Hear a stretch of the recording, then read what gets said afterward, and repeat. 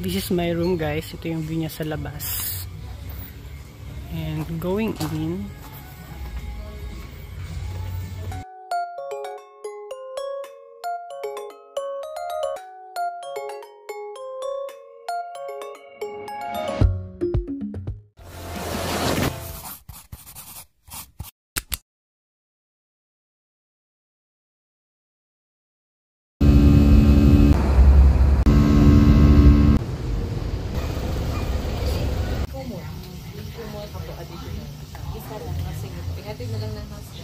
and this is my outfit for tonight.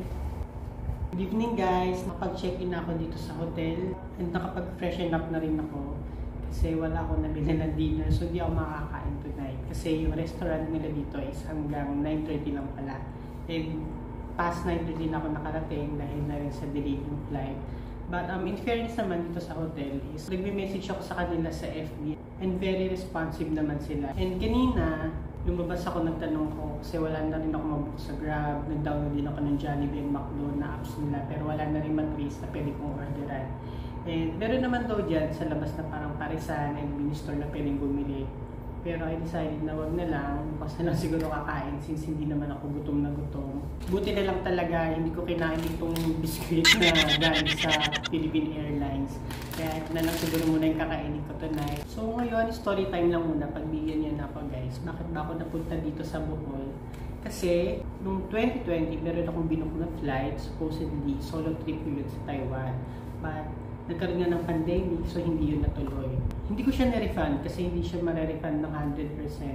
So, kinonvert ko na lang siya to voucher. At yung voucher na yun is pwede ko siya extend every year kung ayaw ko pa siyang gamitin. Kaya umabot ako ng 2024. Kaya lang kasi noong 2023, yun na yung last time na pwede ko siyang ma-extend ng 1 year. So, dapat magamit ko na siya ngayon.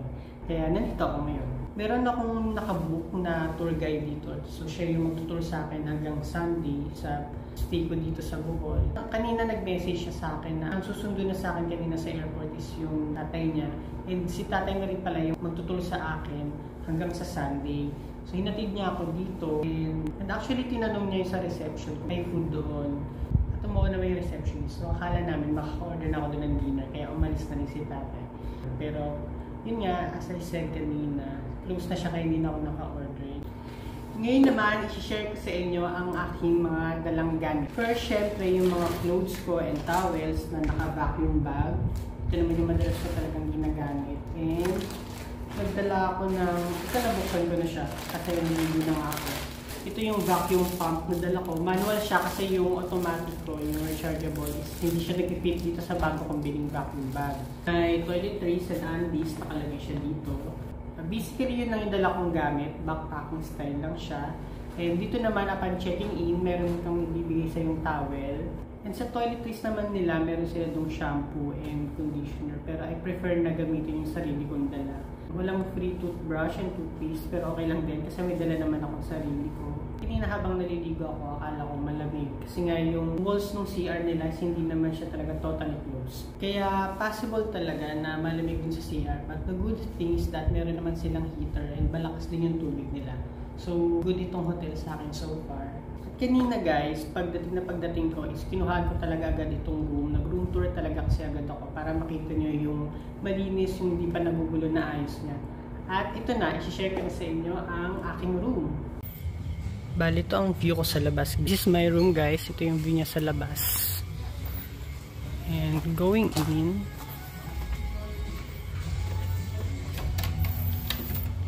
this is the view inside.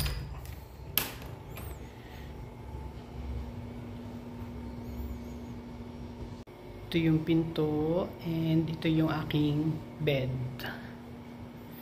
So, meron din siyang television, air condition siya, the mirror, and ito naman, pwede ako dito maghang ng mga clothes ko later, aayusin ko na siya. And yan. Ang cute niya. And maganda din itong design ng wall. And yung tiles niya, cute din. And siguro mas gusto ko itong ibaba na lang. Ito yung pinaka toilet and bath niya.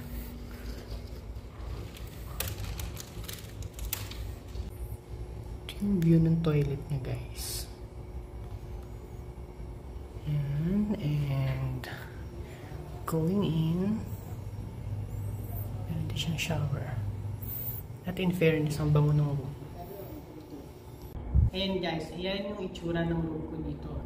Meron din silang isang room dito na bunk bed naman siya. Hindi siya air condition, good for 4 packs. Pwede ka din doon mag-book, mas mura yun. I think parang 250 pesos lang siya. Kaya lang possible na meron kang makashare doon sa room. Kaya kung gusto mong mag-book yung buong room na yun, bubook mo yung pang-4 na tao. Supposedly yun, sana yung gusto kong gawin for tonight since gabi lang naman talaga ako dito mag-i-stay para mas mura. Kaya lang ayoko na rin ng masyadong hassle. Kaya binook ko na to dire-diretso hanggang may 2 days stay dito.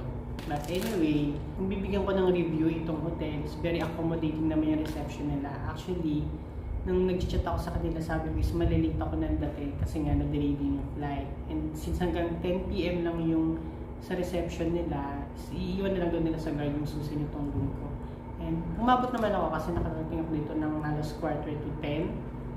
And yun nga lang, sarado na yung restaurant nila. And yung pool nila, hanggang 10 PM lang din. Hindi ko na rin na-try yung pool pero meron pa naman bukas. That's it for tonight guys. Since wala naman ako masyado nang gagawin, aayusin ko na itong mga gamit ko and matutulog na ako para bukas. Good night guys. See you on my next video.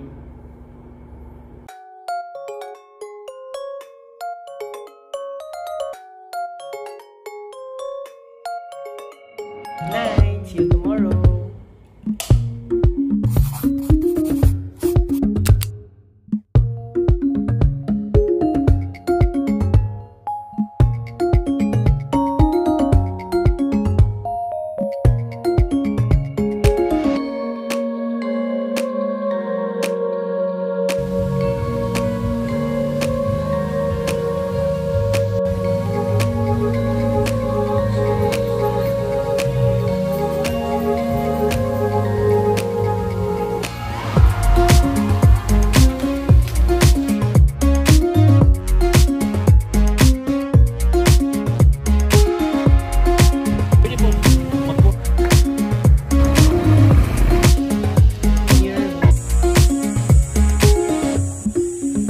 Pwede po ito hawakan.